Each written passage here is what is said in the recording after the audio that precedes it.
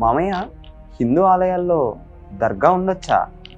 దర్గా ఉండవచ్చా లేదా అన్నది మనం పక్కన పెడితే, దర్గా అంటే ఏమిటి అనేది మనం ముఖ్యంగా తెలుసుకోవాలి.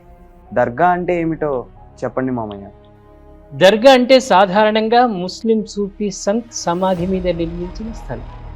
అంటే అక్కడ ఒక మృతదేహాన్ని సమాధి చేస్తారు. ఆ సమాధి మీద గుంబజ్ లాంటి నిర్మాణం చేసి ప్రజలు ప్రార్థనలు చేసే స్థలాన్ని దర్గా అంటారు. అంటే మన వేములవాడ రాజరాజేశ్వర స్వామి టెంపుల్ సన్నిధిలో ఉన్నది ఒక సూఫీ సంత్ సమాధేనా? అవును, సాధారణంగా దాన్ని హజీజ్ సయ్యర్ షా కుమ్రుద్దీన్ దర్గా అని చెప్తారు. అయితే ఒక సమాధిని దేవాలయం లోపలికి, అది కూడా గర్భగుడి దగ్గరికి ఎలా నిర్మించారు? ఆగమ శాస్త్రాల ప్రకారం సాధారణంగా దేవాలయ నిర్మాణంలో సమాధులు ఉండవు. ఆలయం దేవత కోసం నిర్మించబడుతుంది, కానీ సమాధుల కోసం కాదు. అయితే ఇన్ని సంవత్సరాలు ఇది అలాగే ఎలా కొనసాగుతోంది?